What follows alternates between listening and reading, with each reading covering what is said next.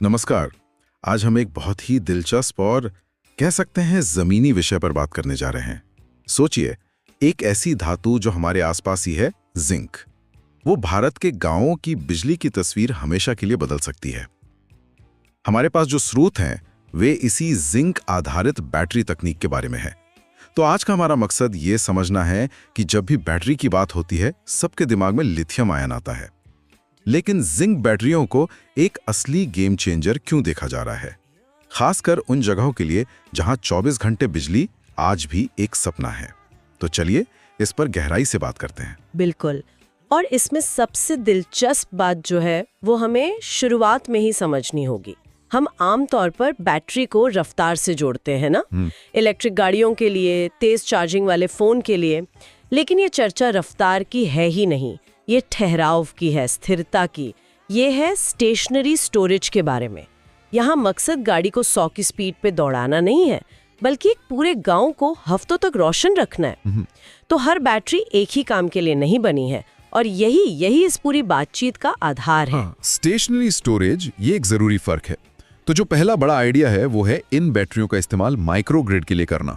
अब ये शब्द सुनने में तो काफी भारी लगता है, लेकिन अगर हम इसे किसी गांव के संदर्भ में देखें जहां बिजली आती जाती रहती है, तो इसका असल मतलब क्या है? हाँ, माइक्रोग्रिड को आप एक छोटा आत्मनिर्भर पावर हाउस समझ सकती हैं।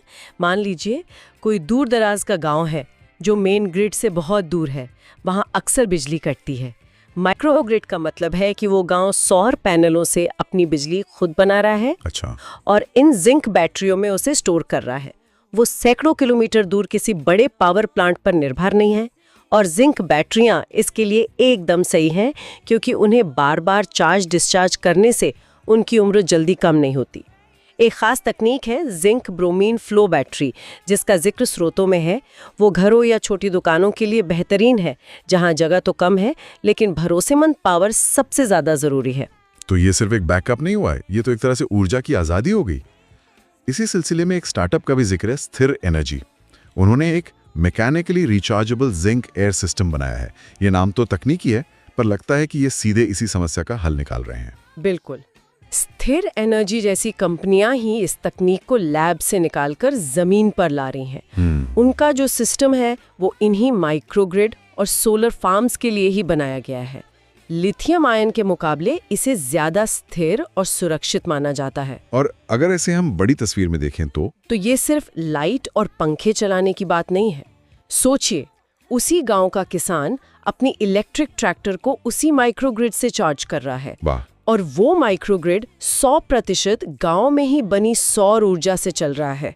ये एक पूरी ग्रामीण अर्थव्यवस्था को बदल सकता है। ये सिर्फ बिजली नहीं है, ये सशक्तिकरण है जो ई मोबिलिटी जैसी बड़ी क्रांति को सीधे गांव से जोड़ता है। ये हुई ना बात।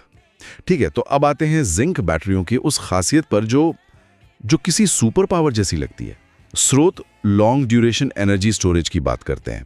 अब आम बैटरी भी तो ऊर्जा स्टोर करती है, तो इसमें लॉन्ग ड्यूरेशन का क्या मतलब है जो इसे इतना खास बना देता है? ये शायद इस तकनीक का सबसे क्रांतिकारी पहलू है। सवाल ये नहीं है कि बैटरी ऊर्जा स्टोर करती है या नहीं, सवाल है कितनी देर तक। हमारे फोन या इलेक्ट्रिक कार की लिथियम आयन बैटरी ज्यादा से ज्यादा 8 घंटे का बैकअप देती है, लेकिन जब हम लॉन्ग ड्यूरेशन की बात करते हैं तो हम घंटों की नहीं, हम दिनों की बात कर रहे हैं।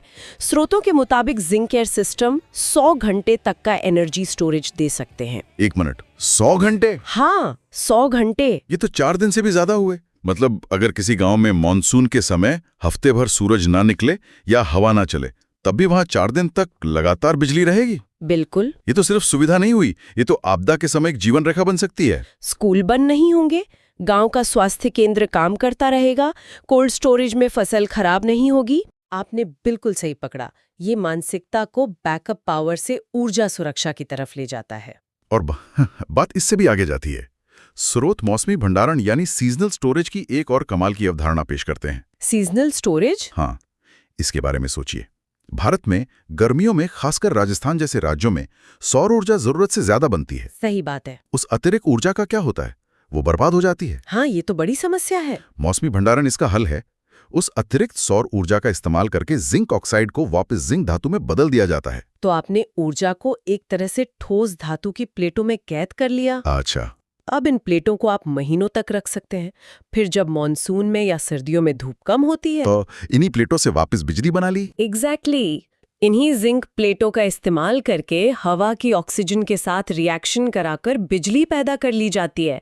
मतलब आपने गर्मी की धूप को सर्दियों के लिए बचा के रख लिया। वाह, ये अनाज के गोदाम वाली जो उपमा स्रोत में दी गई है वो अब मुझे पूरी तरह समझ में आ रही है। बिल्कुल। लिथियम आयन बैटरी पानी की एक छोटी बोतल जैसी है, ले जाने में आसान, तुरंत प्यास बुझाती है पर जल्दी खत्म हो जाती है। हाँ। लेकिन जिंक बैटरी वो गांव का बड़ा अनाज का गोदाम है। उसे आप साथ लेकर घूम नहीं सकते, लेकिन वो ऊर्जा की पूरी फसल को महीनों तक सुरक्षित रखता है, ताकि जब सूखा पड़े यानी धूप या हवा ना हो तब भी पूरा समुदाय भूखा ना रहे। ये तो सोचने का तरीका ही बदल देता है। एकदम सही उपमा है ये।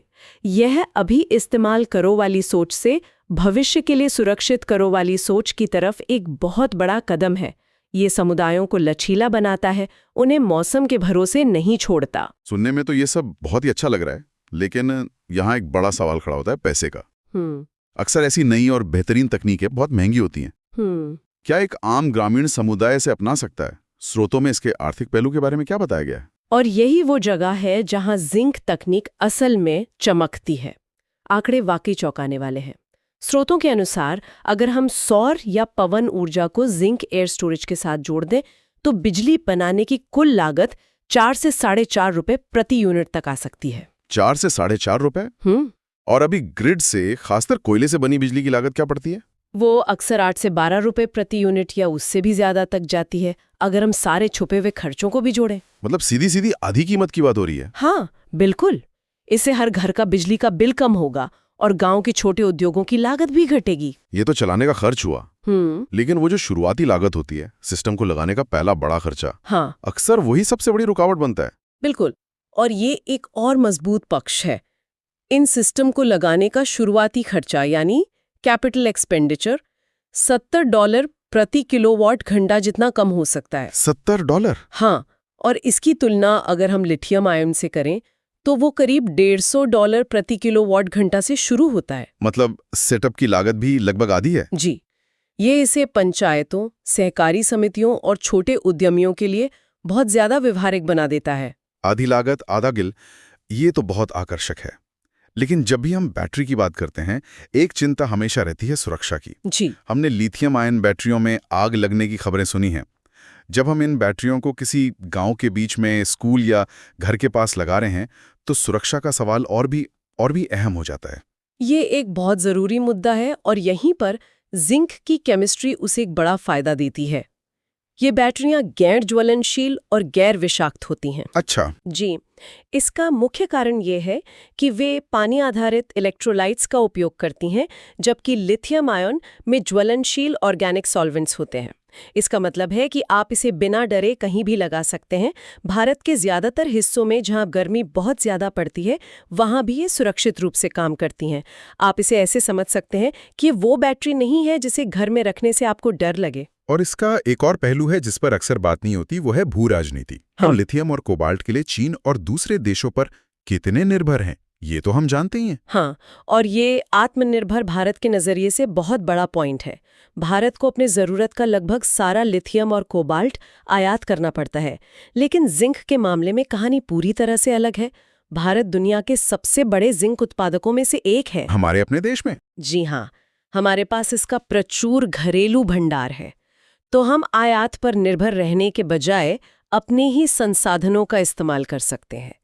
यह न केवल मेक इन इंडिया को जबरदस्त बढ़ावा देगा, बल्कि हमारी ऊर्जा सुरक्षा को विदेशी बाजारों के उतार चढ़ाव से भी बचाएगा। तो ये सुरक्षित है, सस्ता है, लंबे समय तक चलता है और घरेलू संसाधनों पर आधारित है। सुनने भी ये लगभग too good to be true जैसा लगता है। हम इसे पूरे भारत में एक हकीकत बनते देखने के कितने करीब हैं? क्या ये अभी भी लैब में चल रहा कोई प्रयोग है या हम इसे जल्दी जमीन पर देखने की उम्मीद कर सकते हैं? देखिए, ये अब सिर्फ लैब की चीज नहीं रही। स्रोतों के मुताबिक ये अभी परीक्षण और पायलट प्रोजेक्ट के दौर में है। देश में कई जगहों पर इसे लगाकर आजमाया जा रहा है। अच्छा। ताकि अलग-अलग मौसम और परिस्थितियों में इसके प्रदर्शन को परखा जा सके। जी। लेकिन अच्छी खबर ये है कि ये कोई बहुत दूर का सपना नहीं है। विशेष जिंक एयर और फ्लो बैटरी बनाने वाली फैक्ट्रियों का बड़े पैमाने पर उत्पादन अगले 24 से 36 महीनों के भीतर शुरू होने की उम्मीद है। मतलब 2 से 3 साल में? हाँ, हम एक ऐसे मोड़ पर खड़े हैं जहां ये तकनीक लैब से निकलकर बाजार में आने के लिए पूरी तरह तैयार है। लेकिन इतने बड़े पैमाने पर बदलाव के लिए सिर्फ तकनीक का तैयार होना काफी नहीं होता। क्या सरकार की तरफ से भी कोई समर्थन मिल रहा है? क्योंकि बिना सरकारी नीतियों के इसे देश के कोने कोने तक पहुंचाना मुश्किल होगा। बिल्कुल, और सरकार इसमें एक अहम भूमिका निभा रही है। एडवांस्ड केमिस्ट्री सेल के लिए सरकार की जो प्रोडक्शन लिंक्ड इंसेंटिव यानी PLI योजना है, उसे एक बड़े प्रेरक के रूप में देखा जा रहा है। अच्छा, PLI स्कीम। जी, यह योजना भारत में ही हर तरह की आधुनिक बैटरी बनाने वाली कंपनियों को प्रोत्साहन देती है, जिसमें जिंक आधारित तकनीकें भी शामिल हैं। इसका एक और बहुत बड़ा फायदा है रोजगार। वो कैसे? अनुमान है कि इससे बैटरी बनाने और उसे रिसाइकिल करने वाले क्लस्टर्स में लाखों ग्रीन जॉब्स यानी पर्यावरण अनुकूल नौकरियां पैदा होंगी। तो ये सिर्फ ऊर्जा की समस्या का हल नहीं है, ये आर्थिक विकास और रोजगार का एक नया जरिया भी है। तो अगर हम इस पूरी चर्चा को समेटें, हमने एक साधारण सी धातु जिंक से शुरुआत की थी और हम पहुंचे हैं ग्रामीण भारत के लिए ऊर्जा स्वतंत्रता, आर्थिक बचत और जलवायु परिवर्तन से लड़ने की ताकत की एक पूरी कहानी तक। ये सिर्फ एक नई तरह की बैटरी नहीं है, ये समुदायों को अपनी ऊर्जा का मालिक बनाने का नया तरीका है। बिल्कुल, इसका सार यही है, सही काम के लिए सही उपकरण। ये सोचना कि एक ही तरह की बैटरी हमारी हर जरूरत पूरी कर सकती है, ये गलत है। एक तेज रफ्तार कार के लिए लिथियम आयन का हल्का होना और ज्यादा ऊर्जा घनत्व जरूरी है, लेकिन एक ऐसे गांव के लिए जिसे मॉनसून के पूरे हफ्ते भरोसेमंद बिजली चाहिए, या उस किसान के लिए जिसे रात में अपने खेत में सिंचाई के लिए पावर चाहिए, उसके लिए जिंक बैटरी की सुरक्षा, कम लागत और लंबे समय तक चलने की क्षमता कहीं ज्यादा मायने रखती है। ये एक ज्यादा व्यावहारिक और टिकाऊ समाधान है। स्रोतों का पूरा ध्यान इस पर है कि ये तकनीक ग्रामीण भारत को कैसे बदल सकती है। लेकिन ये बातचीत मेरे मन में एक सवाल छोड़ जाती है। आज हम देख रहे हैं कि बड़े बड़े शहर भी ग्रिड की अस्थिरता, पावर कट और जलवायु परिवर्तन से जुड़ी चुनौतियों का सामना कर रहे हैं। तो क्या ये बड़े सुरक्षित अनाज के गोदाम जैसी बैटरियां एक दिन सिर्फ गांवों की नहीं बल्कि हमारे शहरों की ऊर्जा सुरक्षा की भी गारंटी बन सकती है?